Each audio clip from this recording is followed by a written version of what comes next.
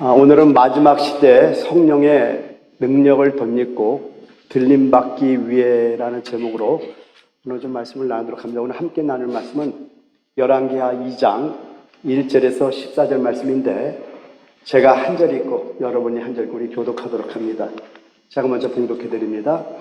여호와께서 회오리 바람으로 엘리야를 하늘로 올리고자 하실 때 엘리야가 엘리사와 더불어 길갈에서 나가더니 엘리야가 엘리사에게 이르되 청하건대 너는 여기 머물라 여호와께서 나를 베델로 보내시느니라 하니 엘리사가 이르되 여호와께서 살아계심과 당신의 영혼이 살아있음을 두고 맹세하느니 내가 당신을 떠나지 아니하였나이다 하는지라.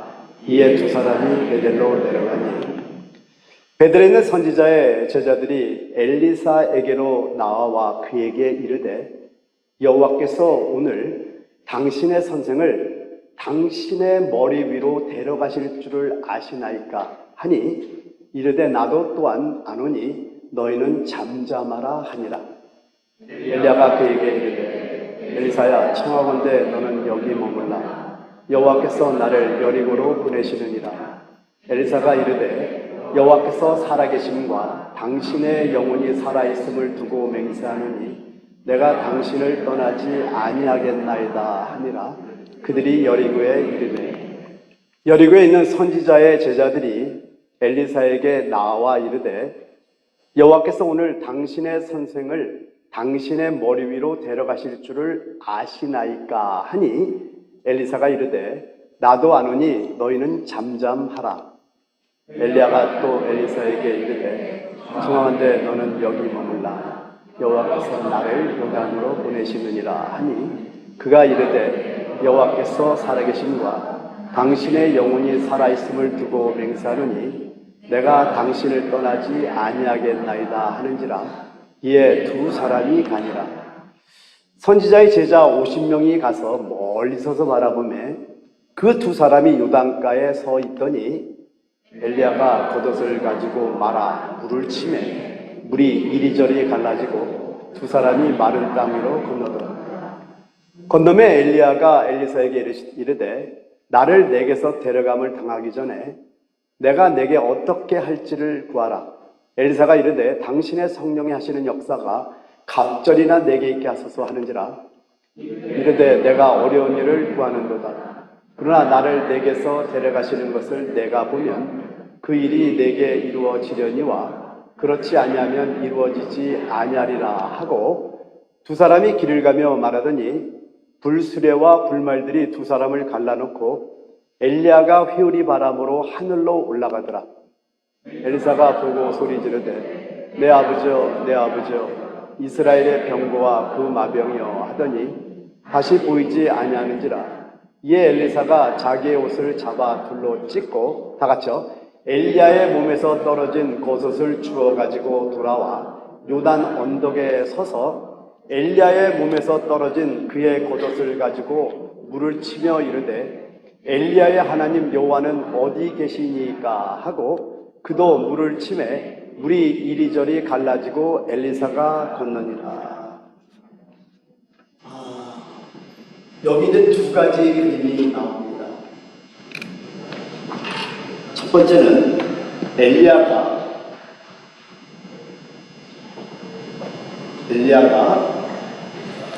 하늘로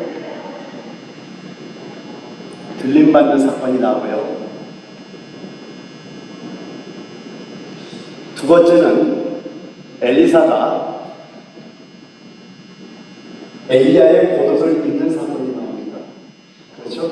그리고 여러분이 읽으면서 봤지만은 이들이 1절부터 시작해서 14절까지 엘리야는 하늘로 불말과 불병거를 타고 들림받고 엘리사는 그 엘리야의 그 능력의 옷을 입으면서 그 옷을 말아서 그 다음에 나오지만 치면서 물이 갈라지는 능력을 받는 그러니까 엘리사가 엘리야의 옷을 입는 사건이 나옵니다. 그리고 입는 사건이 나오기까지 네 지명이 나옵니다. 그 순서가 여러분 어떻게 되겠죠? 길갈, 베델, 여리고, 그리고 요단강을 건너는 데까지, 요단강까지 네 지점을 지나는 걸 나옵니다. 여러분, 지금 구약을 볼 때는요, 고린도서 10장 11절에 말씀하기를 저희에게 당한 이런 일이 거울이 되고 또한 말세를 만난 우리의 경배로 기록하였느니라 라고 말씀합니다. 그러니까 구약의 그림을 보고 실제로 우리가 어떻게 살아야 될지를 거울로서 이런 일이 거울되고 또한 말세를 만난 우리의 경배로서 이런 걸 기록하고 있다는. 그러면은 지금 엘리야가 하늘로 들림받는 것은 신약의 어떤 사건과 연결되는 거죠? 그렇죠. 휴가에 연결되는 겁니다. 거기에 대한 그림이에요. 엘리사가 겉옷을 입는 것은 성령의 능력을 덧입는 것을 그림으로 보여주고 있다는 겁니다. 그러면은 이들이 하늘로 들림받고 엘리사는 성령의 능력을 상징하는 그 겉옷을 입는 것을 통해서 우리에게 보여주는 것이 뭐냐면은 반드시 이 두 가지 사건을 이루기 위해서는 이 네 지점에 대한 의미를 알아야지만이 우리가 실질적으로 이 마지막 시대에 하늘로 들림받을 수 있고 성령의 능력을 덧입을 수 있다는 비밀의 그림을 그려놓은 거예요. 그럼 우리 그 그림에 대한 해석을 해야 됩니다. 미리 다부터 말씀드릴게요. 왜냐하면 이 내용이 사실은 굉장히 긴 내용을 육체만 해도요, 처음 이 길가에 대한 내용만 해도 이건 평생을 설교해야 돼요.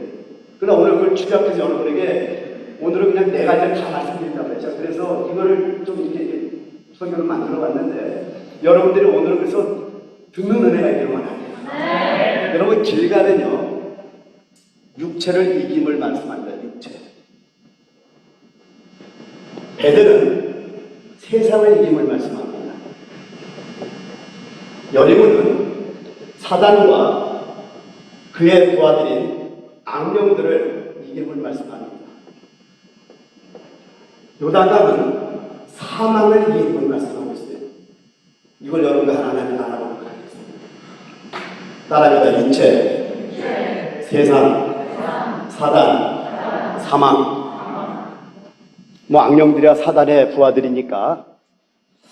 근데 여러분, 여기서 여러분이 읽을 때 잘 봤는지 모르겠죠. 2장 3절에 보면은요, 베델에 있는 선지자의 제자들이 엘리사에게로 나와 그에게 이르되 여호와께서 오늘 당신의 선생을 당신의 머리 위로 데려가실 줄을 아시나이까 하니 이르되 나도 또한 아노니 너희는 잠잠하라 하니라. 무슨 그림이 보이십니까? 여러분, 지금 엘리사만 제자가 아니라 선지자의 제자들이 베델에도 있고 요단강에도 있고 여리고에도 있고 특히 요단강에는 50명의 제자들이 있었단 말이에요. 그럼 이들이 지금 엘리야가 하늘로 들림받는다는 걸 안다라는 거예요? 모른다라는 거예요? 그 제자들이 엘리사에게 질문한 거예요. 오늘 당신의 선생을 당신의 머리로 데려가심을 아시나이까? 그럼 여러분, 우리가 한번 생각해보고 한번 말씀을 들어가기를 원합니다.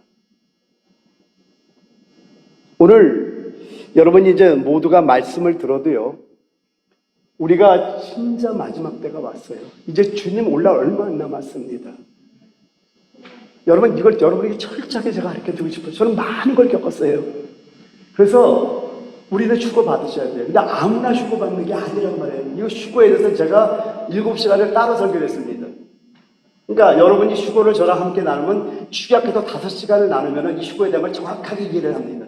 그럼 여러분이 놀랍게 휴거라는 게 모든 주님을 믿는 자들이 다 휴거받는 게 아님을 알게 돼요. 휴거라는 의미가 뭔지 아세요? 주님의 임자로 이끌려지는 게 휴거예요. 그러니까 이 말은 무슨 얘기냐면 현재 우리가 주님의 임자 안에 살지 않은 사람은 아무도 휴거 못 받는 걸 말씀하고 있는 거예요. 그러니까 너무나 막연하게 예수를 믿으면 다 휴거받는다. 성경에 그런 구절 없습니다. 그걸 말씀하는 거고요. 그리고 우리가 성령의 능력을 덧입으려면은 지금 오늘 여기 이 수많은 제자들도 있었어요. 엘리사만 있었던 게 아니에요. 그런데 유독 엘리사 한 사람만 엘리야를 끝까지 붙여줘서 따라가고 있다는 겁니다. 나는 여러분에게 부탁하고 싶어요. 엘리야의 우리 주님을 여러분이 끝까지 붙여쳐서 쫓아가기를 부탁드립니다. 아멘. 그럼 이제 여행을 한번 시작해 볼까요? 아멘. 할렐루야. 첫 번째 길가에 대해서 봅니다. 길가는 육체를 이김을 상징합니다. 왜 그런가 이제 하나하나 보여드릴게요. 열왕기하 2장 1절에 말씀합니다. 여호와께서 회오리 바람으로 엘리야를 하늘로 올리고자 하실 때 엘리야가 엘리사와 더불어 길갈에서 나가더니라고 말씀합니다. 여러분, 성경의 해석법은 여러 가지입니다. 내가 여러 방법 여러분이 말씀드리면 한 가지 해석법을 알려드릴게요. 여러분, 성경에 어떤 명칭이 나오면은요, 그 명칭이 제일 처음 나온 곳을 찾아 들어가는 거예요. 그래서 제일 처음 그 명칭이 나온 것을 어떻게 해석하는가를 보고 그 해석을 기준 삼으면은요, 이 해석이 되는 경우가 굉장히 많은 걸 보게 됩니다. 그러면 이제 이 길갈이라는 이 장소가 나왔는데, 여러분, 길갈이 제일 먼저 나온 데가 어딘지 아십니까? 여호수아서입니다. 그 여호수아 몇 장인지 아십니까? 5장입니다. 여호수아 5장 2절부터 9절을 보게 되면은 그 내용이 어떤 내용이 나오냐면은, 애굽에서 나온 이스라엘 사람은 다 할례를 받았는데 광야 노중에서 난 사람들은 할례를 받지 못했던 거예요. 근데 이들이 여호수아 5장을 이미 3장에서 요단강을 건넜단 말이에요. 거기서 옛사람을 매장했음에도 불구하고 지금 5장에 나와서 다시 한번 이들에게 할례를 행하는 건 뭐냐면, 할례 없는 자가 가나안의 약속의 땅의 것을 누릴 수가 없기 때문에 거기서 할례를 행하는 사건이 나오는데, 그때 부싯돌로 칼을 만들어가지고 할례 받지 않은 모든 사람을 할례를 하는 사건이 바로 여호수아 5장 2절부터 9절까지 쭉 나오고 있더라는 겁니다. 근데 여호수아 5장 9절에 보면은 여호와께서 여호수아에게 이르시되 내가 오늘날 애굽의 수치를 너에게 굴러가게 하였다 하셨으므로 그것 이름을 오늘까지 길갈이라 하느니라. 여러분, 길갈이라는 뜻은 바퀴라는 뜻도 있고 굴러가게 하다라는 뜻이 있습니다. 그럼 여러분, 할례의 의미가 뭔지 조금은 여러분 감을 잡겠죠? 옛 육체를 굴려보내는 겁니다. 애굽의 수치를 굴러보내는 겁니다. 그래서 새로운 생활로 바뀌어야 된다라는 거예요. 즉, 할례 없는 자가 된 상태로 가나안 땅을 누릴 수가 없다라는 거예요. 그러면 이제 할례의 의미가 뭔지를 한번 직접적으로 한번 들어가 보도록 하죠. 여러분, 할례의 의미를 알려면은 지금 구약을 통해서 제가 신약을 풀어주고 있는 겁니다. 마찬가지로 신약에서 할례가 뭘 말씀하는지 우리가 알 때 할례의 정확한 의미를 알 수 있다라는 겁니다. 먼저 로마서 2장 28절 29절에 보면은 무릇 표면적 유대인이 아니요 표면적 육신의 할례가 아니니라. 오직 이면적 유대인이며 할례는 마음에 할지니 영에 있고 율법 조문에 있지 아니한 것이라. 그 칭찬이 사람에게서가 아니요 다만 하나님에게서니라. 그러니까 구약의 할례는 남자의 성기의 표피를 잘라내는 거 할례라고 그랬는데, 신약에 와서 할례를 정의하기를 할례는 마음에 할지니 마음의 할례가 할례라고 말씀하고 있다는 겁니다. 그럼 마음의 할례가 뭐냐라는 거예요. 빌립보서 3장 3절에 말씀하기를요, 할례에 대해서 이렇게 해석을 해줍니다. 하나님의 성령으로 봉사하는 게 할례입니다. 여러분, 놀라운 게 뭐냐면요, 정말로 우리 육체의 힘으로 열심히 봉사하는 것을 성경에서는 할례라고 말하지 않아요. 왜 그런지 아세요? 하나님께서는 이제 좀 더 보겠지만은요, 하나님이 사단을 제일 싫어하는 것 같죠? 아니요, 우리의 육신을 제일 싫어하십니다. 그래서 우리 육신의 어떤 원래 타고난 부지런함, 그걸로 봉사하는 거 하나님이 기뻐하는 게 아니라 온전히 하나님의 성령으로 봉사하는 걸 기뻐하고요, 그리스도 예수로 자랑하고, 여러분의 육신이 해결되면은요, 이제 내 의를 자랑하는 것이 아니라 주님을 자랑하기 시작합니다. 하나님, 난 너무나 부족해요. 정말 주님의 십자가에 올라가면 올라갈수록 하나님의 성령으로 봉사하고 그래서 예수를 자랑하게 되고, 그리고 육체를 신뢰하지 않은 우리가 할례파라고 말씀합니다. 그러니까 정말로 여러분, 할례를 받은 사람은 나를 자랑할 게 없음을 알게 되는 것이 진정으로 할례받은, 그래서 마음의 할례라고 말씀하고 있더라는 겁니다. 그래서 골로새 2장 11절에 말씀하기를요, 또 그 안에서 너희가 손으로 하지 아니한 할례를 받았으니 곧 육의 몸을 벗는 것이요 그리스도의 할례니라. 그러니까 육의 몸을 벗는 것이 할례라고 말씀합니다. 그럼 육의 몸, 육체가 뭐냐라는 거예요. 여러분, 육체가 뭘까요? 육체가 뭐냐 그러면은 우리가 죄를 짓는 거요, 뭐 이런 얘기도 많이 나오고요, 하나님이 기뻐하지 않는 거 하는 거요, 뭐 이런 얘기도 나올 수 있고요. 여러분도 아마 대답 속에서 이러한 비슷한 얘기가 나올 겁니다. 오늘 근데 한번 잘 들어보시기 바랍니다. 육체가 뭐냐면은요, 여러분이 태어날 때부터 있는 모든 것이 다 육체에 속한 겁니다. 여러분이 날 때부터 가지고 나온 모든 것, 그게 육체입니다. 요한복음 3장 6절에 말씀하기를 육으로 난 것은 육이요 영으로 난 것은 영이니라고 말씀합니다. 한 예를 들어볼게요. 요한복음 3장에 보면은 유대인의 관원 중에 가장 존경받고 가장 인격자인 니고데모라는 사람이 밤에 몰래 예수를 찾아옵니다. 거기서 주님과 대화 중에 주님께서 이런 말씀을 하세요. 네가 물과 성령으로 거듭나지 아니하면 하나님 나라에 아무런 상관이 없다고 말씀하잖아요. 무슨 얘기입니까? 니고데모의 그 선함도 저 불못에 간다라는 거예요. 많은 사람들은 우리의 선함을 하나님께 드리면 하나님이 기뻐할 거라고 생각하지만은 우리의 육체로 난 모든 것이 다 육이기 때문에, 여러분이 태어나면서 갖고 나온 모든 것들이 육이기 때문에 여러분의 선함까지도 하나님 나라에 갖고 갈 수 없어요. 우리는 오직 예수 그리스도의 피로 말미암아 예수를 영접할 때 그 생명으로 하나님 나라에 가는 것이지 우리의 선함으로 하나님 나라에 갈 수 없다는 걸 여러분 깨달으시기 바랍니다. 이와 마찬가지로 니고데모에 대해서 네가 물과 성령으로 거듭나지 않으면 하나님 나라에 들어갈 수 없다고 말씀했듯이 니고데의 선함도 지옥에 간다라는 거예요. 하나님과는 아무런 관계가 없다는 거 알면은 아 그렇구나. 우리가 나면서부터 있는 모든 것이 다 육체에 속한 것이 오늘 깨닫는 여러분에게서 축원드립니다. 그래서 여러분 육체가 무엇인지를 아는 것은 정말로 축복입니다. 여기 이제 신앙의 연조가 깊은 분들은 그래도 어느 정도 알겠지만은요. 여기 젊은 분들은 체험해 가야 할 것들인데요. 몇 가지 좀 말씀드려 볼게요. 여러분이 생각할 때 이해 안 되는 몇 가지가 좀 있을 거예요. 하나님께서요. 우리에게 어떨 때는 좌절도 주시고요. 어쩔 때는 실패도 주시고요. 어쩔 때는 고통을 주시는 이유가 있어요. 이걸 하나님이 주시는 거예요. 내가 좀 이따 말씀을 보여드릴게요. 근데 그 이유가 있더라는 거예요.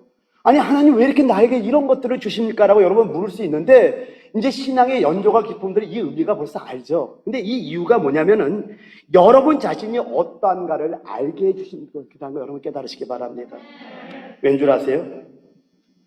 영적인 성장을 가장 맞는 게 우리 육신입니다. 여러분 죄도요 우리 육신 때문에 짓는 거 여러분 깨달으시기 바랍니다. 이사야서 45장 7절 한번 잘 보시기 바랍니다. 나는 빛도 짓고 어둠도 창조하며 나는 평안도 짓고 환난도 창조하나니 나는 여호와라 이 모든 일들을 행하는 자니라 하였노라. 여러분 하나님이 빛도 짓는 건 여러분 아멘이죠. 하나님이 평안을 짓는 거 아멘이죠. 근데 저 짓는다는 단어 야차라는 단어를 쓰는데 어둠도 창조하고 환난도 창조한다고 할 때 창조하는 단어는 마라라는 단어를 씁니다. 무에서 유로 창조하는 그 단어를 쓰고 있어요. 그럼 여러분 환난이 사단이 만든 거예요? 하나님이 창조한 거예요? 그러네. 아니 환난이 사단이 역사하는 거 아니에요? 여기 성경이 말씀하죠. 이사야서 45장 7절에 정확하게 말씀하기를 하나님께서 환난도 창조했는데 나는 여호와라 이 모든 일을 행하는 자라서 이걸 창조했다고 말씀하는 거. 왜 말씀하냐 이거예요.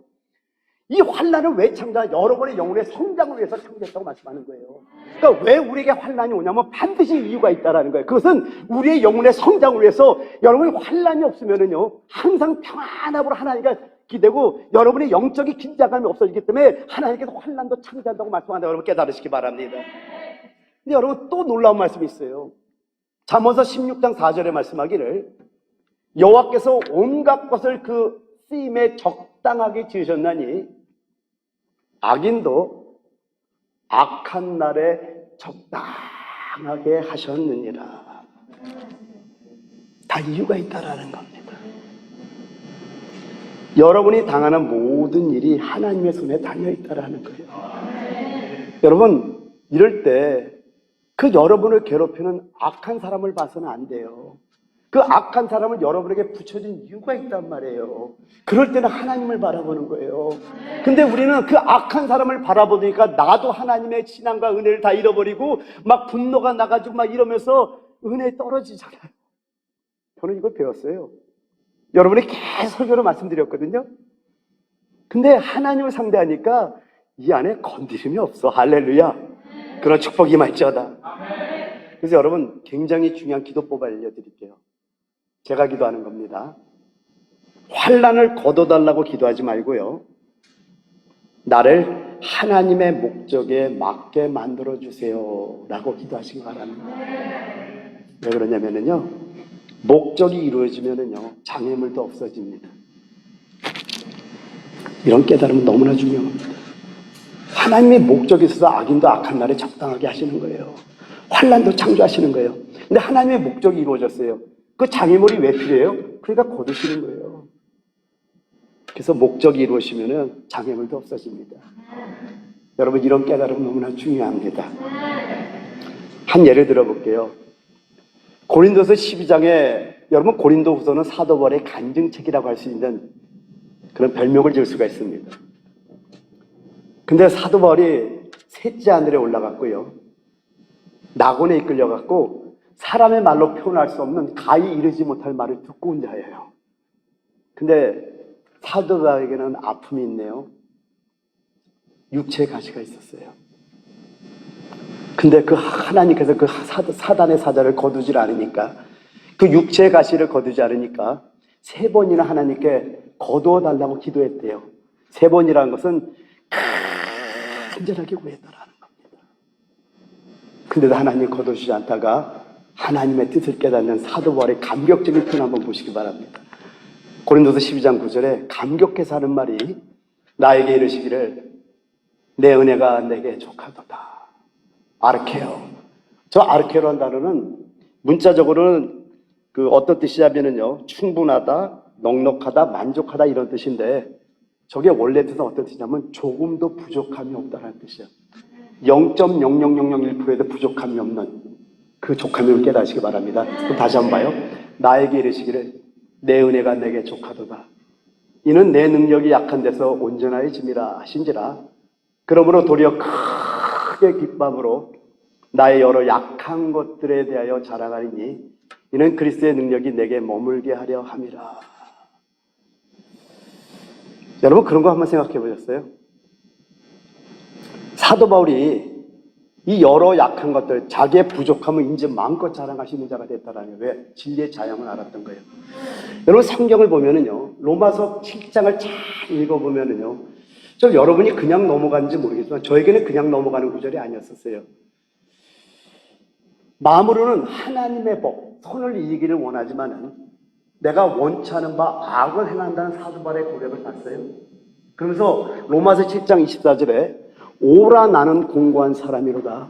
이 사망의 몸에서 누가 나를 건져내라는 그 고통하는 사도 바울의 모습을 봤습니까? 저는 여기서 수많은 것들을 봤어요. 이건 남자로서만 얘기하시면, 왜? 사도 바울이 남자에게, 저는 여자는 잘 몰라요. 근데 사도 바울이 고자의 사명을 갖고 있었지만은 나름대로 음란함도 있을 수 있구나라는 게 저한테는 보였었어요. 여러분 이런 어떤 정욕의 문제는요, 영원토록 사라지는 게 아니라 영적으로 이겨나가는 것뿐일 거예요.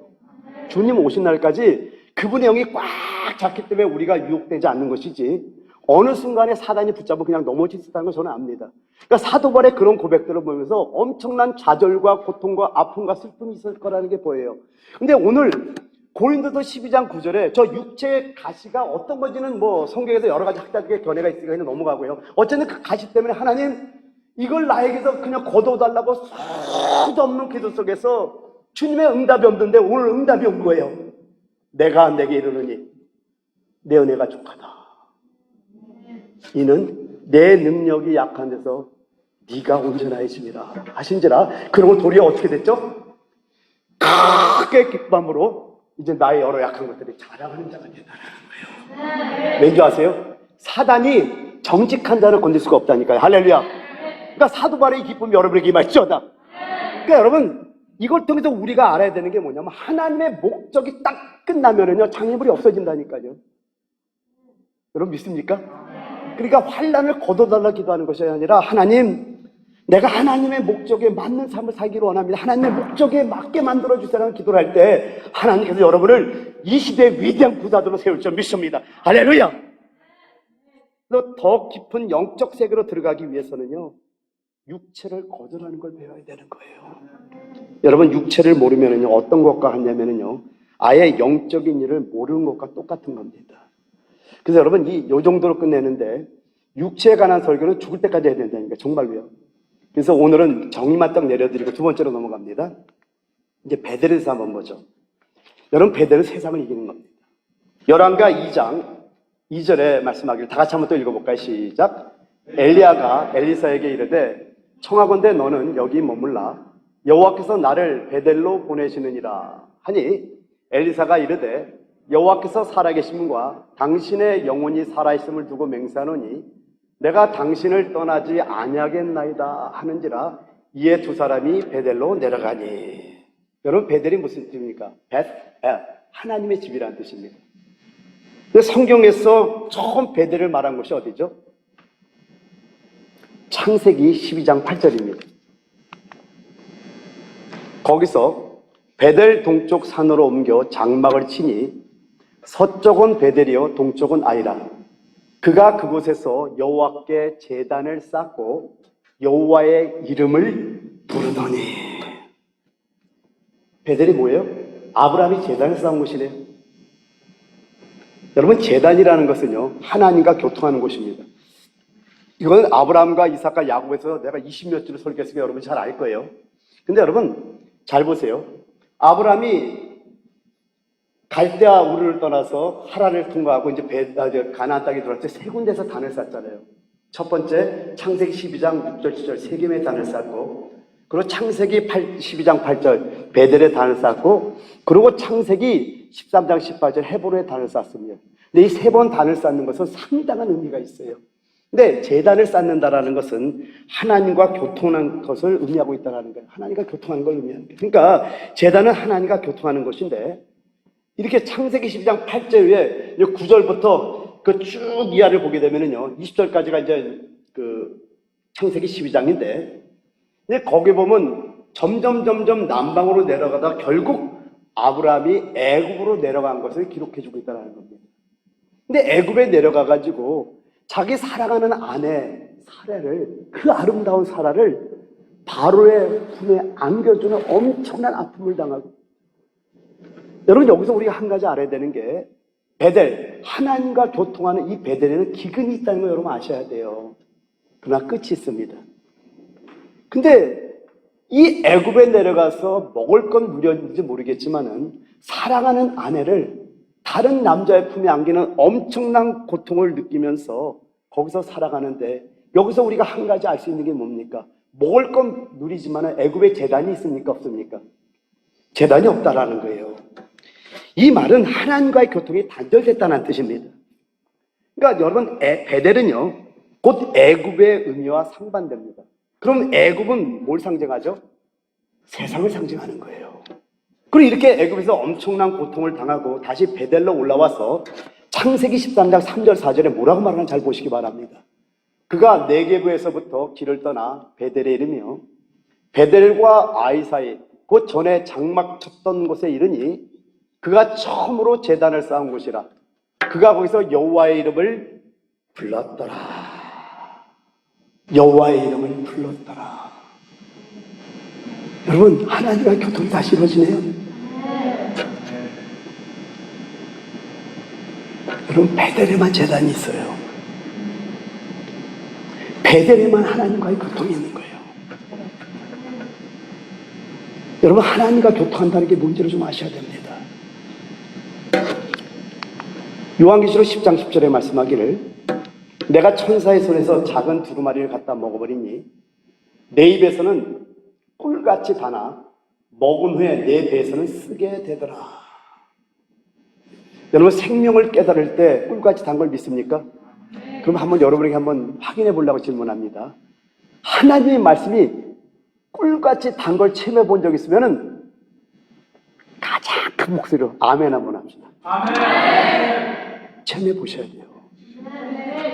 하나님의 말씀 살았고 운동력이 있다니까요. 그런데 먹은 후에 내 배에서는 쓰게 된다는 게 무슨 말일까요? 근데 그것을 행하려면은요 정말 고통스럽습니다. 근데 안 고통스러워요. 그 얘기를 하려고 그래요. 겉으로 볼 때는 엄청난 고난이 있다랍니다. 디모데 1장 8절에 말씀하죠. 그러므로 너는 내가 우리 주를 증언함과 또는 주를 위하여 갇힌 자 된 나를 부끄러워하지 말고 오직 하나님의 능력을 따라 복음과 함께 고난을 받으라. 신약에는요 복음과 함께 축복을 받으라는 구절이 한 구절도 없습니다. 축복을 남용하지 마시기 바랍니다. 고난을 받는 게 축복이에요. 왜 그러냐면 이것도 설명하려면 너무나 많은 내용이 나오지만은 여러분, 예수는 이 땅에서 말씀이 유시되어 우리 사람과 같이 산 그분을 말할 때 예수라고 해요. 이 땅의 축복은 예수 안에서의 축복이에요. 예수 안의 축복은 고난의 축복이에요. 그리스도는 부활하시고 이긴 자로서 얻은 이름이 그리스도입니다. 그래서 여러분, 우리가 영원한 기쁨의 축복은 저 하늘에서 누리는 것이지 이 땅에서는 고난의 축복을 누리는 걸 두려워하지 않는 여러분에게서 축원드립니다. 그러니까 복음과 함께 고난을 받으라. 그러니까 입에서는 꿀같이 단데 이제 그 생명을 체험한 그 복음과 함께 배선을 쓰다라는 게 뭐냐면 고난을 받는다는 거. 할렐루야. 자, 그리고요, 로마서 8장 18절에는 뭐라고 말씀하냐면요, 생각하건대 현재의 고난은 장차 우리에게 나타날 영광과 좋게 비교할 수 없도다. 여러분, 생명을 맛본 자는 두려움이 없는 거예요. 왜냐하면 저 영원한 나라의 맛을 봤거든요. 그러니까 지금 입에서 쓴 이 맛을 체험하고 배에서는 쓰지만은 지금 쓴 맛을 체험하면 복음과 고난을 받고 가지만은 현재의 고난은 장차 우리에게 나타날 영광과 좋게 비교할 수 없기 때문에 고난아 와라! 또 달려갈 수 있는 힘이 있다고 여러분 깨달으시기 바랍니다. 할렐루야! 그래서 여러분, 입에서는 그러니까 꿀같이 다른데 배에서 쓸 수밖에 없죠. 이 복음을 해나가는데 쉽지 않다는 거예요. 근데 성경에는 어디에도 복음과 함께 축복을 받으란 말이 없고 계속해서 신약 전체가 복음과 함께 고난을 받으라고 말씀하고 있다는 겁니다. 근데 다시 한번 정리합니다. 오직 베델에서만 하나님과 교통이 있고 하나님께 헌신할 수 있는 겁니다. 그러니까 여러분, 길가는 육신을 이긴 걸 말씀하고요, 베델은 세상을 이긴 걸 말씀합니다. 왜 그렇죠? 애굽은 세상을 대표하기 때문이라는 겁니다. 여러분이 주의할 것이 있어요. 정말 깨달아야 될 것이 있습니다. 주님을 따르는 길에는요, 항상 기근이 있다는 것은 잊지 말기 바랍니다. 세상에는 시련이 없지만은요, 하나님을 순종하는 길에는 시련이 충만하다는 겁니다. 그러나 이것은 반드시 이겨야 되는 과정임을 잊지 말기를 예수로 축원드립니다. 할렐루야. 조금만 더 강조하면은요, 베델은 하나의 절대적으로 분별된 곳입니다. 잘 보세요. 애굽도 아닙니다. 가나안도 아닙니다. 남방도 아닙니다. 저 애굽과 가까운 남방도 아니고 가나안도 아니고 애굽도 아니라는 거예요. 예를 하나 들어볼게요.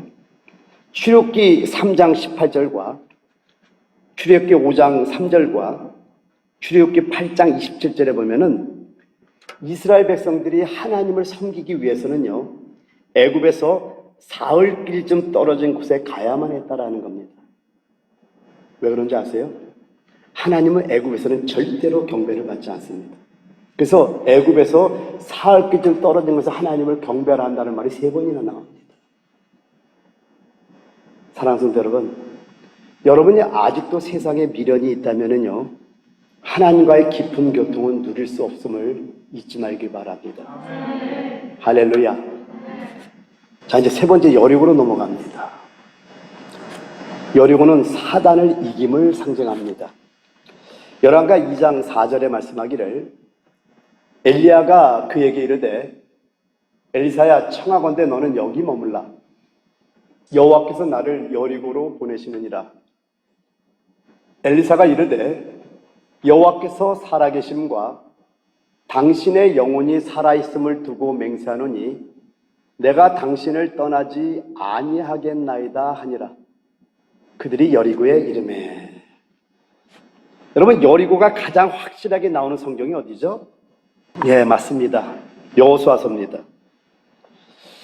여호수아서를 읽어보면요, 온 여리고성이 함락당하는 이야기가 나오는데 그게 어디에 있죠? 여리고서 몇 장? 그리고 이제 교사 예배 때 4장 5장 그러길래 일단은 길갈에서 육체는 제거돼야지 승리하지, 그러니까 5장은 넘어가야지 그랬더니 막 웃었거든요. 그러니까 성경의 구성이 놀랍게 순서가 있기 때문에 얘기하는 거예요. 6장입니다. 먼저 6장 여리고서 함락한 다음에 한번 모습을 보죠. 26절에 말씀하기를, 여호수아가 그때 맹세하게 하여 이르되 누구든지 일어나서 이 여리고성을 건축하는 자는 여호와 앞에서 저주를 받을 것이라. 그 기초를 쌓을 때 그의 맏아들이 이를 것이요 그 문을 세울 때 그의 막내 아들을 이르리라 하였더라. 여러분, 여리고는 저주받음을 뜻합니다. 근데 여호수아 6장을 보게 되면은 이스라엘 백성이 처음으로 가나안에서 대적을 이긴 걸 말씀합니다. 여러분, 가나안 사람은 뭘 대표하냐면 악한 영을 대표합니다. 그래서 다 쳐죽이라고 말씀하는 거예요. 에베소서 6장 12절에 말씀하기를 우리의 씨름은 혈과 육을 상대하는 것이 아니요 통치자들과 권세자들과 이 어둠의 세상 주관자들과 하늘에 있는 악의 영들을 상대함이라 라고 말씀합니다. 자, 이제 육체를 이기고요. 그리고 이제 세상을 이기고 또한 하늘의 악한 영들을 이겨야 되는 겁니다. 그럼 여러분에게 이제 한 가지 알려드릴게요. 여러분, 악한 영을 이기는 방법은 오직 한 가지입니다. 뭘까요? 말씀을 믿는 거예요. 굉장히 쉽죠? 예를 들어 볼게요. 여러분, 다니엘의 세 친구의 이름이 어떻게 되죠? 우리 교회는 이 이름이 나와. 제가 한국에 이제 그 목회자 세미나를 인도하러 가가지고 그 브라질에서 목사님들 14명, 그리고 이제 영국에서 온 분, 또 아프리카에서 온 분, 중국에서 온 분, 이렇게 지도자들과 함께 이제 성막 탐방을 갔어요. 근데 거기 성막을 설명하는 목사님께서 그 다니엘의 세 친구가 누구에서 하나냐, 미사엘, 아사라니까 굉장히 놀래요. 그래서 아니 어떻게 우상의 이름인 사드락과 메사가 아벤누가 이름을 쓸 수 있다니까 이분이 막 펄쩍펄쩍 기뻐하는 거예요. 처음 들었나 봐요, 그런 얘기를. 그러니까 다들 그냥 사드락, 메삭, 아벤누고라고 불러요. 여러분, 다니엘의 여러분 그 사드락과 메삭과 아벤누고 같이 쓰는 이름이 뭐예요? 뭐예요?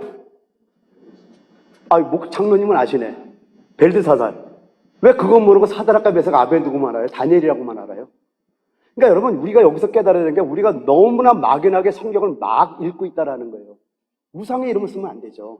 근데 이 이름 그냥 하나냐, 미사엘, 아사라 편안하게 얘기하고 이분이 이렇게 놀래길래 아니 우상의 이름 사드락과 메삭, 아벤누고가 우상이 지어진 이름을 왜 씁니까? 그랬더니 이분이 그렇게 기뻐하는 걸 보고 야, 근데 그 모습을 보고 저는 읽을 수 있는 게 있잖아요. 어쨌든 하나냐, 미사엘, 아사라의 모습을 한번 잘 보시기 바랍니다. 오늘 말씀을 믿는 거예요. 지금 이 얘기를 하는 겁니다.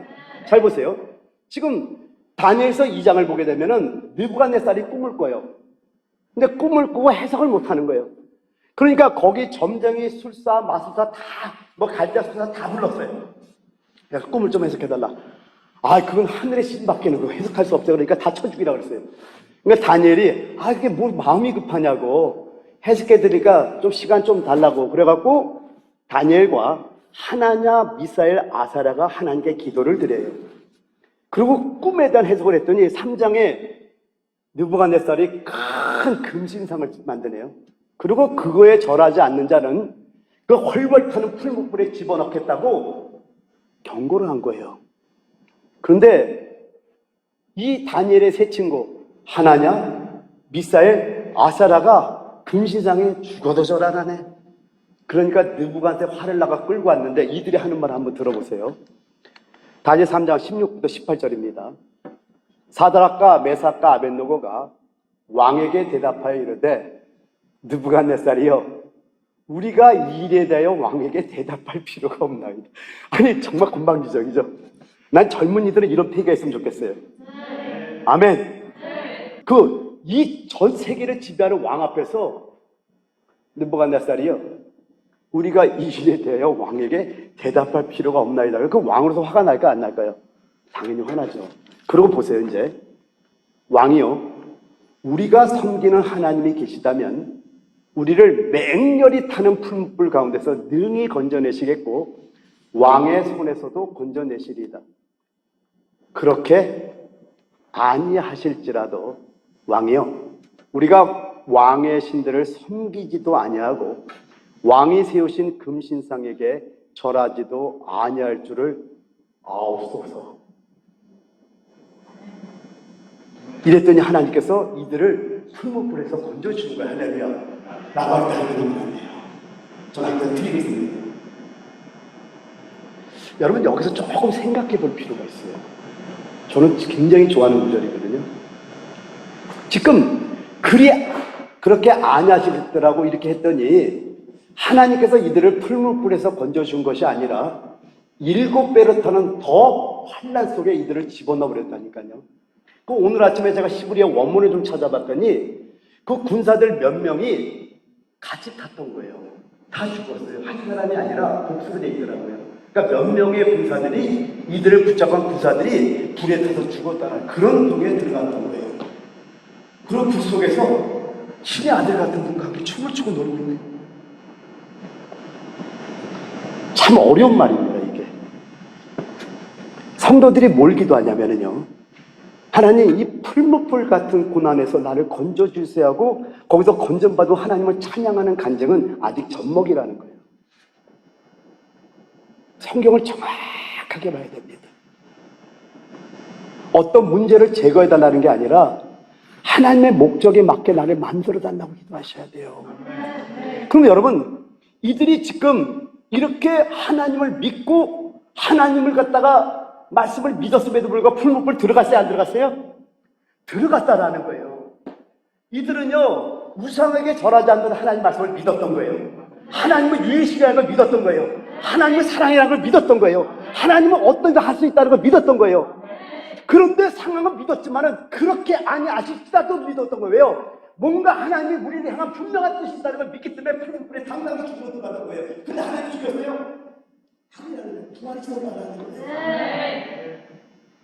많은 성도들이 여기까지 들어가려는 성도들이 거의 없다고 봐도 뭐 틀린 말은 아닐 수 있습니다. 근데 오늘 와있던 배단위의 성도님들 이 말씀 들었다면은 여러분이 환란 속에 들어갈 때 그 이후로 여러분이 아주 환란도 하나님이 창조한다니까요. 할렐루야! 오늘 그래서 그 말씀을 여러분에게 보였던 거예요. 봐라! 창세기 1장 1절 하나님이 태초에 천지를 창조하시라. 봐라! 그 단어를 쓰고 있다는 거예요. 어둠도 창조했다고 말씀해요. 어둠의 시간을 넣을 때가 있다니까요. 근데 이유가 있어요. 하나님의 목적이 있어요. 그러니까 그 목적에 내가 맞으면은 그 모든 것이 다 사라지는 역사가 있다가 깨달으시기 바랍니다. 할렐루야! 이걸 통해서, 야, 그렇구나. 이들은 정말 말씀을 믿었네. 불문불까지 들어가는 하나님의 말씀을 그냥 믿었네. 믿고 그냥 들어가. 죽어도 괜찮다는 거예요. 하나님이 환경하랬고 우리는 무상히 전하지 않았잖아. 하나님을 영광 돌렸잖아. 그럼 죽으면 하늘의 상급이 크잖아. 할렐루야! 그런 워싱턴 배단위의 성도들 되게 돼서 축원드립니다. 할렐루야! 이런 믿음이 있어야 돼요. 마지막 때는 이런 믿음 안 하면 다 쓰러져 버려요.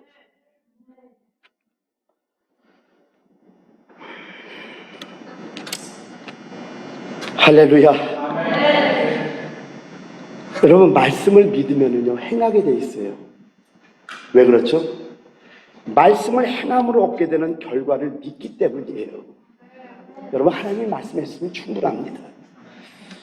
근데 많은 사람들이요, 실제적인 면에서 에베소서 6장의 악한 영과의 싸움이 무엇인지를 잘 깨닫지 못합니다.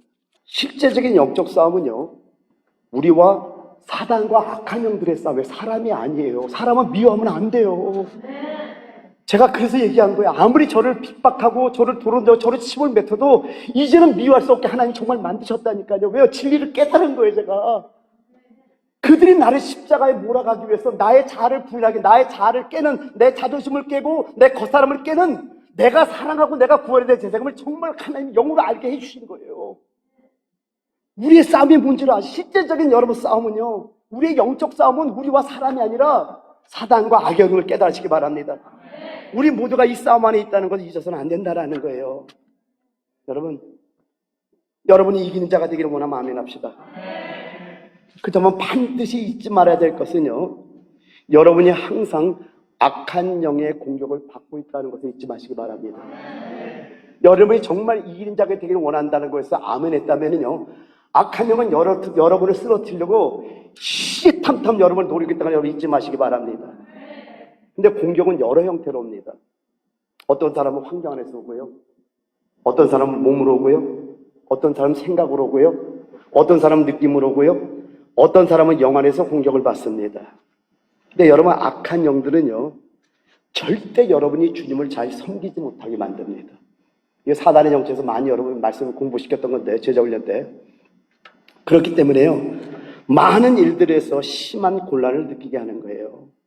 근데 사실이요, 대부분이 악한 영의 공격을 받았다는 것을 잘 모릅니다. 한참 당하고 난 다음에야 뭔가 이상하다고 느끼는 거예요. 근데 더 무서운 건 뭔지 아세요? 사실 느끼지 못하고 계속 당하는 분도 여기 계십니다. 오늘 깨달음의 역사가 있기를 원합니다. 자, 여러분 봐요. 이제 여리고를 무너뜨리는 것은요, 그들의 능력을 의지함에 있지 않았다라는 거예요. 여러분, 아이성 3,000명밖에 안 되는 아이성 치료가 다 치료당하고 있다는 거예요.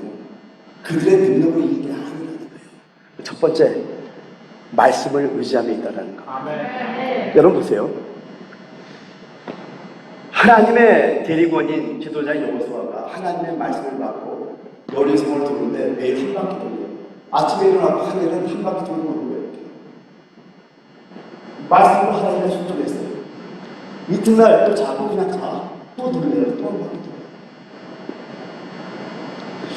3일째는 또 한 바퀴 돌려요. 또 돌려요. 4일째 또 한 바퀴 돌려요. 또. 5일째 또 한 바퀴 돌려요. 또 돌아. 6일째 또 돌려요. 한 바퀴. 그런데 너 입에서 아무 말 내지 말라고 합니다. 그러니까 할 수 없이 못했어요. 7일째 7바퀴. 여러분, 그냥 여러분 제가 토프 못하는 이유가 있어요. 여러분이 지금 우리 교회가 이런 문제가 있단 말이에요. 돌라 그러면은요, 반드시 뭔가 합리적인 얘기를 합니다. 아니, 목사님, 이러이러한 게 있잖아요. 뭐 좋은 의미겠죠. 근데 이들은 말씀에 순종했다라는 거예요. 어떻게 됐죠? 여리고가 무너져요. 열쇠밖에 그냥 동굴밖에 없어요. 이게 승리라니까요. 두 번째는 뭐예요? 그들이 서 있는 위치에 섰다라는 거예요. 지도자는 지도자의 위치, 제사장은 제사장의 위치, 백성은 백성의 위치, 그 언약궤와 거리까지 다 얘기를 하잖아요. 순서까지 얘기를 해요. 내 위치가 너무나 중요한 겁니다. 민수기서 16장에 그 위치에 대한 문제가 나오잖아요. 고라와 다단과 아비람과 온이 당을 짓고. 왜요? 우리도 레이지파야. 우리는 장자의 자손이야. 루벤 자손이야. 뭐 이러면서 나오죠. 우리는 지도자들이야. 모세가 뭐라고 얘기합니까? 너희가 하나님을 섬기는 게 더 부족해서 너희가 도가 지나치도다. 너희가 제사장 직분을 원하느냐?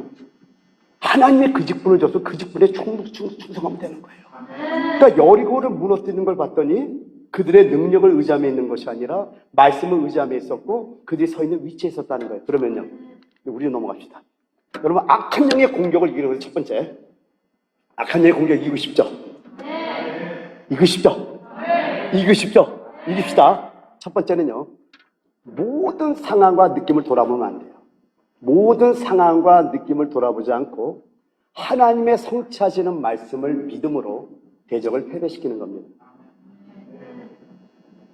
하나님은 살아있어요. 말씀은 살아있어요. 두 번째는요, 그리스도께서 우리에게 주신 위치, 그 위치가 어디예요? 하늘의 위치예요. 에베소 2장 6절에 보면은 그리스도와 함께 우리를 하늘에 앉혔다고 말씀합니다. 우리는 하늘에 있다니까요. 그러니까 그리스도께서 우리에게 주신 그 위치, 하늘의 위치에서 거기서 당당하게 서 있는 거예요.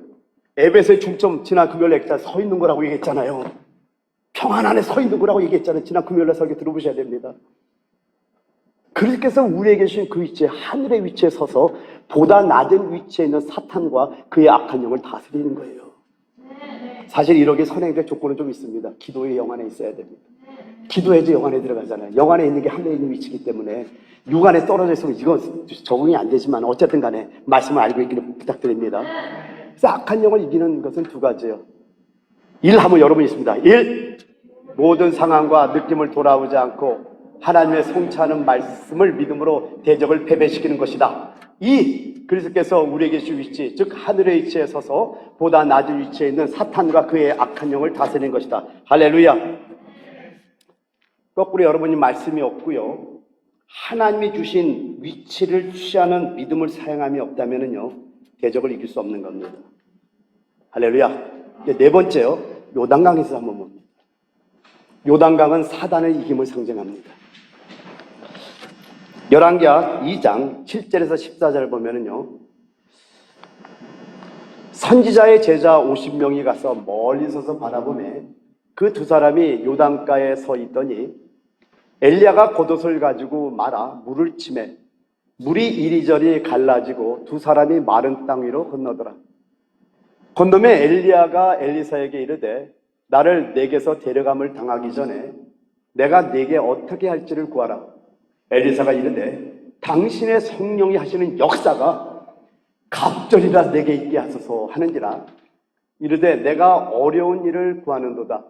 그러나 나를 내게서 데려가시는 것을 내가 보면 그 일이 내게 이루어지려니와 그렇지 아니하면 이루어지지 아니하리라 하고 두 사람이 길을 가며 말하더니 불수레와 불말들이 두 사람을 갈라놓고 엘리야가 회오리 바람으로 하늘로 올라가더라. 엘리사가 보고 소리 지르되 내 아버지여 내 아버지여 이스라엘의 병거와 그 마병이여 하더니 다시 보이지 아니하는지라. 이에 엘리사가 자기의 옷을 잡아 둘로 찢고 엘리야의 몸에서 떨어진 겉옷을 주워가지고 돌아와 요단 언덕에 서서 엘리야의 몸에서 떨어진 그의 겉옷을 가지고 물을 치며 이르되 엘리야의 하나님 여호와는 어디 계시니까 하고 그도 물을 치매 물이 이리저리 갈라지고 엘리사가 건너니라. 여러분, 요단강은 죽음의 능력을 가리킵니다. 그러니까 요단강을 건너는 것은 곧 죽음을 이기는 것을 말씀하는 거예요. 이게 바로 들림받음입니다. 여러분, 요단강이 특별히 누가 관계냐면 우리 주님과 관계했습니다. 마태복음 3장에 보면은 주님이 요단강에서 자기를 장사 지내는 침례받는 장면이 쭉 나옵니다. 근데 여러분, 주님이 침례받으신 것은 죽음을 나타내고 물속에서 올라오신 것은 부활을 나타냅니다. 그러니까 주님께서는 부활의 능력을 통해 사망을 이기셨던 거예요. 그럼 여기서 한 가지 우리가 생각해 봐야 될 게 뭐냐면은 제가 지난주에 말씀하기를 우리 주님께서 이 땅에 오신 목적이 뭔가 저에게 하나님 가르쳐 준 걸 말씀드렸어요. 말씀이신 하나님께서 육신의 이 땅에 오셔서 하나님의 사랑하는 우리 자녀들이 어떻게 신앙생활을 할 수 있는가를 이렇게 하는 게 신앙생활인가를 주님께서 보여준 것이 이 땅에서 말씀이 육신에 오신 그 모습으로만 알 수 있다는 걸 말씀했잖아요. 그렇죠? 그러니까 하나님이 저에게 주기 때문에 제가 이걸 통해서 하나님 말씀을 열기 시작했던 거예요. 오늘도 한번 보죠. 마태복음 3장을 보면 어떤 사건이 나오냐면 이쪽이 너무나 사랑스러운가, 이쪽도 미안해, 이쪽 너무 뚜어지게 저쪽 쳐다보는데 이쪽으로 가겠지. 여러분 어떻게 되냐면 봐요. 마태복음 3장에 보면은요, 먼저 예수님께서 30세 동안 사생애를 삽니다. 왜 자꾸만 저쪽으로 가? 저쪽 여권인가 봐. 30세 동안 사생애를 사는데 30세가 돼서 공생애를 시작할 때 자기를 장사지냅니다. 이 말은 뭐냐면요, 우리가 하나님의 사업을 감당하기 위해서는 반드시 우리도 요단강에서 장사 지내야 된다는 거예요. 우리의 육이 처리해야 된다는 거예요. 우리가 온전 우리 자신을 죽음에 넣어야 된다는 거예요. 할렐루야. 죽고 나왔더니 하늘이 열리고 하늘에서 성령이 비밀같이 이렇게 예수님이 내려오다는 걸 보여줘요. 무슨 말이에요? 성령의 능력을 덧입었다는 거예요. 오늘 이 네 가정을 잘 생각하셔야 됩니다. 길갈, 베델, 여리고, 요단강을 건너는 곳까지 그리고 한번 쫙 보여드리는 거예요. 그러니까 주님께서 공생을 시작할 때 먼저 이분이 자기를 장사지낸 거예요. 자기 힘으로 하지 않겠다라는 거예요. 그랬더니 하늘에서 성령이 비둘기 형상을 이렇게 쭉 내려오면서 성령의 능력이 덧입어진 장면이 나옵니다. 그랬더니 아버지의 음성이 들려요. 이는 내 사랑하는 아들이요 내 기뻐하는 자라. 그리고 마태복음 4장에 바로 사역을 시작하는 게 아니에요. 4장 1절부터 10절까지 사단의 유혹이 있습니다. 근데 이미 모든 과정을 거친 모습을 통해서 기록되었을 때, 또 기록될 때 사단을 이기는 역사가 있다는 거예요. 죽어야 부활이 있는 거예요. 할렐루야. 여러분, 죽음을 통과한 자는 사단이 아무리 유혹해도 역사가 없다는 거예요. 할렐루야. 없는 거예요. 그리고 4장 10절 이하에 첫 사역이 이제 시작되는 걸 볼 수 있다는 거예요.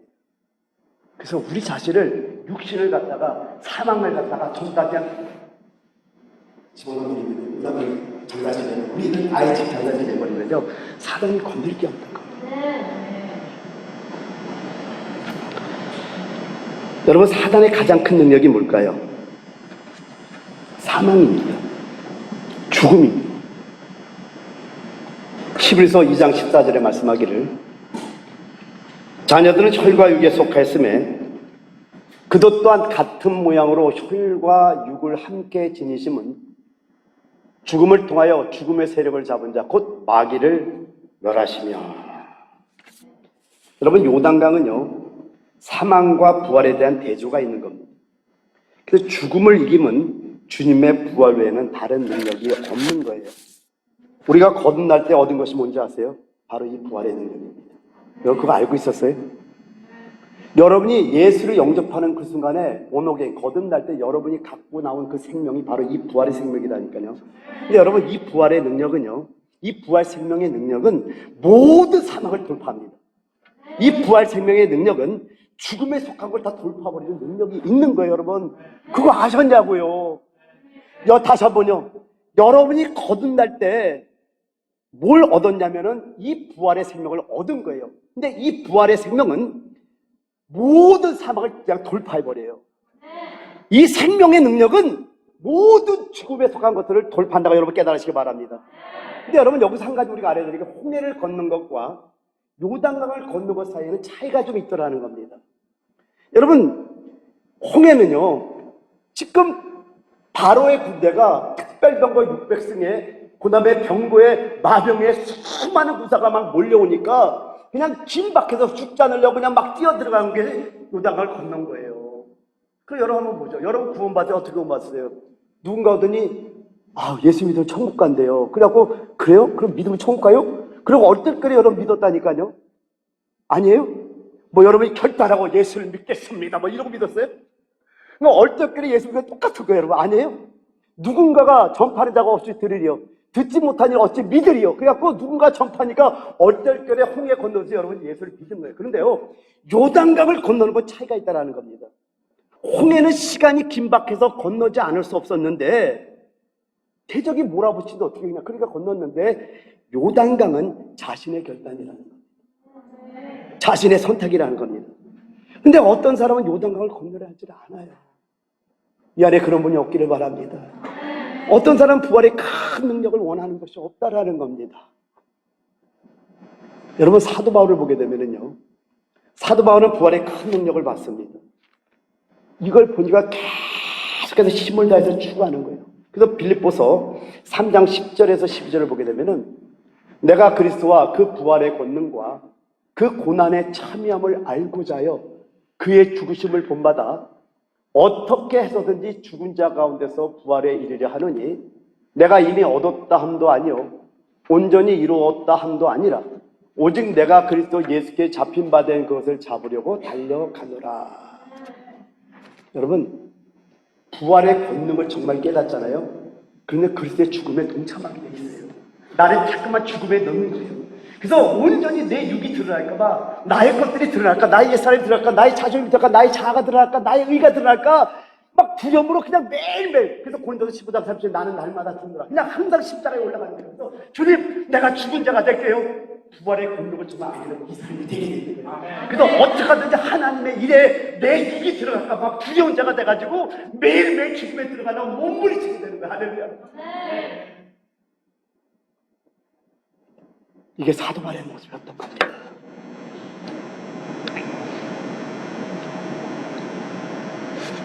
그런데 많은 사람들이 부활의 권능을 원하는 게 없는 거예요. 여러분 오늘 결단합시다. 이제 정말 마지막 때입니다. 주님 정말 곧 오세요. 저는 여기서 피부로 느껴요. 근데 보세요 여러분, 지금 진행이 어떻게 되냐면은 예수 온다고 난리 났던 적이 몇 번 있어요. 사람들이 이제 무감해져 버렸어요. 이때 주님 오는 거예요.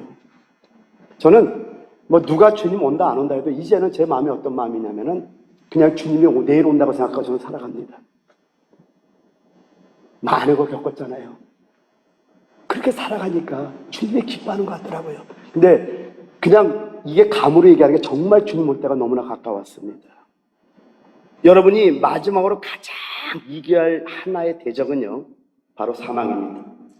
우리 몸에 있어서든 생각의 죽임이든 영적인 죽임이든 모두 이겨야 됩니다. 여러분 지금 세상을 보면은요 죽음의 공기가 아주 꽉 차 있는 거예요. 아주 그냥 다 퍼져 있는 것 같아요. 아주 사망의 공기로 그냥 가득 덮어지는 것 같아요. 오직 주님과 연합한 자만이 죽음의 세력과 맞서 싸울 수 있는 겁니다. 결론 내립니다. 사랑하는 워싱턴 배단위교 성도 여러분, 열왕기하 2장에 엘리야가 받았던 것처럼 여러분 들림받기를 원하십니까? 엘리사가 엘리야의 겉옷을 입었던 것처럼 성령의 능력을 덧입기를 원하십니까? 그렇다면 여러분 반드시 길가를 떠나 베델을 지나 여리고를 지나 요단강을 건너야 돼요. 이걸 통해서 우리 주님께서는 우리에게 뭘 네 가지를 이겨야 될 걸 말씀해 줬던 거예요. 이제 여러분 잊지 마시기 바랍니다. 우리는 반드시 길과 육체를 이겨야 됩니다. 육체가 하나님의 가장 큰 원수예요. 지난번에 육체가 먼저 여러분 설교했잖아요. 하늘에서 등장하니까 설교를 못하는 거예요. 그 다음에 베델 뭘 이겨야 돼요? 세상을 이겨야 돼요. 여러분 오직 베델에만 하나님과 그리고 여기만 재단이 있어요. 가난도 아니에요. 애고 가까운 남방도 아니에요. 여기 교회도 아니라니까요. 그냥 교회 왔다고 해서 여러분이 주님과 교통하는 교회 왔다고 영광에 생각하시기 바랍니다. 베델에서만 세상을 이길 수 있어요. 그 다음에요 여리고 사단과 악한 영, 이 영들이 이겨야 돼요. 이기는 방법이 뭐라고요? 말씀을 믿는 거예요. 하나님의 나라를 잊지 마시기 바랍니다. 풀무불에 들어갈 때 죽는 걸 알아요. 근데 들어가요. 왜? 하나님 말씀 믿기 때문에. 저도 그런 걸 알잖아요. 저도 그런 걸 아시죠? 그때 하나님이 정말 기뻐하셔서 하늘에서 내려오셔서 하나님 기다려! 하고 예수님의 못하고야 그 시작에 원래 오신 예정된 분이 거기 뛰어 내려왔어. 이런 믿음이 있는 자가 있냐고. 그때 예수 만난 거예요. 그 다음에 요단강을 건너야 되는데 이건 뭘 이겨요? 사망을 이기는 거예요.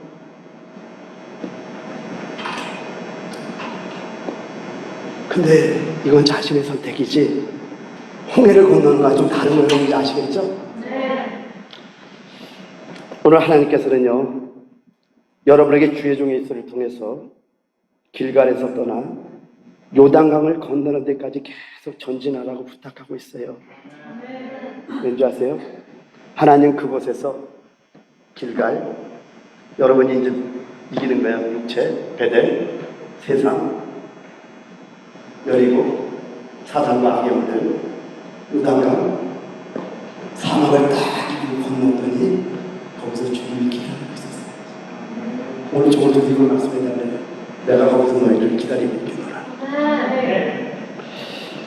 한번 기도합시다. 찬양 하나 하고 기도합시다. 우리 나의 믿음 주겠네 그 찬양 한 번만 하고 우리 기도합시다. 저는 오늘 정말 여러분에게 이 그림을 많은 걸 축약해서 요점을 종료해서 여러분에게 전해드리는 거예요. 원래 한 편씩 설교를 해야 되는데 제가 마음이 급해서 여러분 근데 그림을 볼 수 있죠 이제. 할렐루야. 그래서 주님이 거기서 여러분을 정말 기다리고 있습니다. 오늘 우리가 거기까지 가는 우리 워싱턴 배단위교회 되기를 바랍니다.